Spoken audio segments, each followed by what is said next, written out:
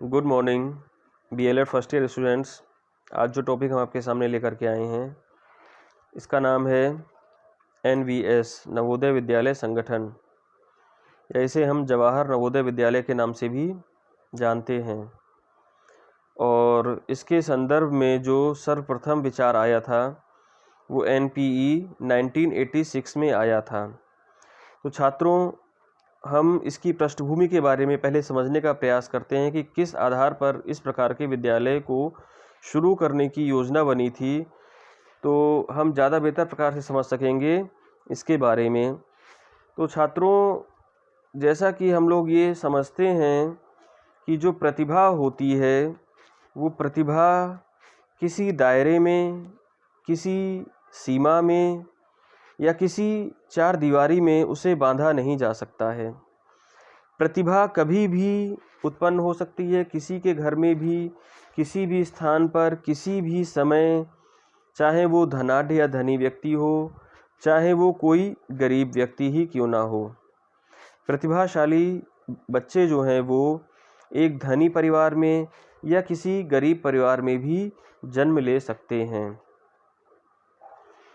तो अगर हम देखें, यदि किसी धनी परिवार में अगर किसी प्रतिभाशाली बच्चे का जन्म होता है तो उस बच्चे को उचित अवसर, पर्याप्त अवसर मिलते हैं, अपॉर्चुनिटीज़ उसे मिलती हैं अपनी प्रतिभा को, अपने टैलेंट को निखारने के लिए, उसे आगे बढ़ाने के लिए, उसे अपने भविष्य के रूप में स्थापित करने के लिए। इस प्रकार के उसे अवसर उचित रूप से मिल जाते हैं। किंतु यदि हम देखें कि कोई प्रतिभाशाली बच्चा किसी गरीब के घर में जन्म लेता है तो यह एक विडंबना के रूप में होता है। उसे उचित अवसर नहीं मिल पाते हैं जिससे वो अपनी प्रतिभा को निखार सके, उसे आगे बढ़ा सके। 1986 के समय जब एनपीई 1986 आया था तो उस समय देश के प्रधानमंत्री राजीव गांधी हुआ करते थे और उन्होंने कहीं ना कहीं इस विषय पर, इस बिंदु पर अपने विचार को कहीं ना कहीं उन्होंने इस बिंदु पर लगाया, अपने विचार को वहाँ तक पहुँचाया कि किसी गरीब के बच्चे की प्रतिभा को किसी प्रकार से छुपा ना रहने दिया जाए, उसे आगे लाने का पर्याप्त अवसर मिलना चाहिए। तो इसी आधार पर 1986 में जो राष्ट्रीय शिक्षा नीति आई थी, उसी राष्ट्रीय शिक्षा नीति के तहत सर्वप्रथम नवोदय विद्यालय स्थापित करने का निर्णय लिया गया।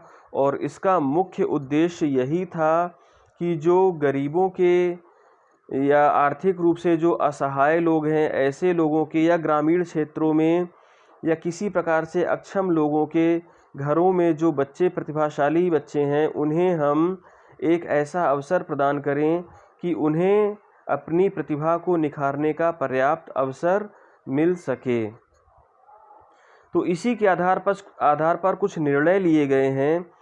जवाहर नवोदय विद्यालय के लिए कुछ जो निर्णय लिए गए जो महत्वपूर्ण थे, वो कौन कौन से निर्णय थे, हम इनके बारे में देखते हैं कि कौन कौन से निर्णय लिए गए। सर्वप्रथम, देश के सभी प्रांतों के सभी जिलों में एक एक नवोदय विद्यालय की स्थापना की जाएगी। इनमें कक्षा 6 से कक्षा 12 तक की शिक्षा की व्यवस्था होगी। तो सर्वप्रथम ये बताया गया कि देश के प्रत्येक प्रांत के प्रत्येक जिले में कम से कम एक एक नवोदय विद्यालय स्थापित किया जाएगा, जिसमें क्लास 6 से इंटर तक की पढ़ाई कराई जाएगी। नवोदय विद्यालय सामान्यतः ग्रामीण अंचलों में स्थापित किए जाएंगे। ये जो नवोदय विद्यालय हैं, इनकी स्थापना सामान्य तौर पर ग्रामीण क्षेत्रों में की जाएगी। ये विद्यालय आवासीय होंगे, इसमें सह शिक्षा होगी और निःशुल्क शिक्षा होगी। इसमें आवास भी निःशुल्क होगा, इसमें भोजन भी होगा और इसमें ये सारी सुविधाएं प्रदान की जाएंगी। परंतु इनमें किसी भी चीज़ का शुल्क बच्चों से नहीं लिया जाएगा। इन विद्यालयों की स्थापना के लिए प्रांतीय सरकारों को 35 एकड़ भूमि प्रति विद्यालय उपलब्ध करानी होगी। जो राज्य सरकारें या प्रांतीय सरकारें हैं वो 35 एकड़ भूमि जो है इन विद्यालयों की स्थापना हेतु उपलब्ध कराएं और बाकी जो है वो खर्चा या धन इन विद्यालयों की स्थापना के लिए केंद्र सरकार या भारत सरकार का मानव संसाधन विकास मंत्रालय व्यय करेगा। ये विद्यालय केंद्रीय माध्यमिक शिक्षा बोर्ड CBSE से संबद्ध होंगे, अर्थात ये CBSE से मान्यता प्राप्त विद्यालय होंगे और इसमें जो परीक्षा होगी, जो पाठ्यक्रम लागू किया जाएगा वो सब CBSE के आधार पर ही लागू किया जाएगा।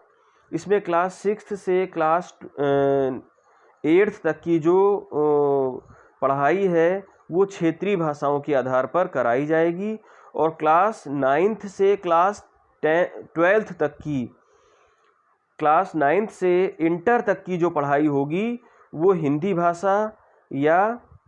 हिंदी भाषा और अंग्रेजी भाषा के माध्यमों से कराई जाएगी। इन विद्यालयों में 75% सीट रिजर्व रहेगी ग्रामीण क्षेत्रों के बच्चों के लिए।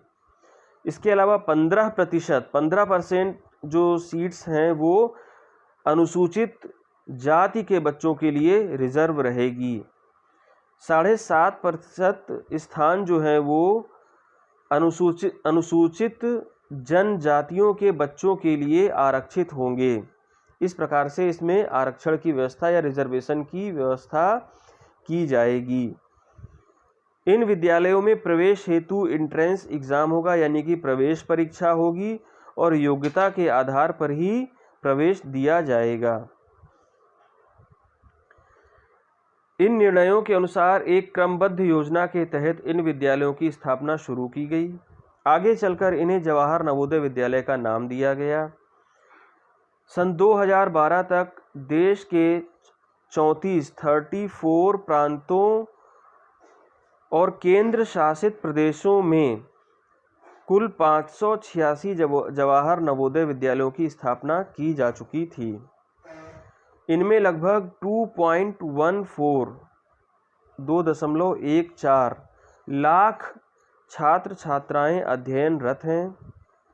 इन विद्यालयों में प्रतिवर्ष लगभग 30,000 से अधिक छात्र छात्राओं को प्रवेश दिया जाता है और भविष्य में देश के सभी प्रांतों के सभी जिलों में एक नवोदय विद्यालय स्थापित होने की योजना है और इनमें लगभग 2,24,000 छात्र छात्राएं पढ़ रहे होंगे। इस प्रकार की प्लानिंग सरकार की भविष्य के लिए है।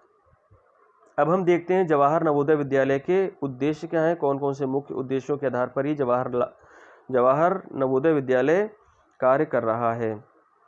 सबसे पहले है सबसे अच्छे बच्चों को सबसे अच्छी शिक्षा उपलब्ध कराना, यानी कि जो बेस्ट बच्चे हैं, जो प्रतिभाशाली बच्चे हैं, ऐसे बच्चों को बेस्ट एजुकेशन प्रोवाइड कराई जाए। देश के उपेक्षित क्षेत्र यानी जैसे ग्रामीण क्षेत्र और उपेक्षित वर्ग अर्थात जैसे अनुसूचित जाति और जनजाति के वर्ग के जो बच्चे हैं, उनमें भी जो प्रतिभाशाली बच्चे हैं उन्हें आगे बढ़ने का अवसर इन विद्यालयों के माध्यम से प्रोवाइड कराया जाए। राष्ट्रीय लक्ष्य समाजवाद और धर्मनिरपेक्षता की प्राप्ति करना और राष्ट्रीय एकता का विकास करना, इस प्रकार की शिक्षा वहाँ पर प्रोवाइड कराई जाएगी ताकि बच्चों में समाजवाद और धर्मनिरपेक्षता जैसी भावनाएं भी विकसित हो सकें। देश की प्रतिभाओं का विकास करना और उनके द्वारा राष्ट्र का विकास करना, अन्य विद्यालयों के लिए आदर्श उपस्थित करना। तो छात्रों, ये प्रकरण जो है यहीं पर समाप्त होता है और हम अगली क्लास में एक नए टॉपिक के साथ आपसे मिलते हैं। धन्यवाद।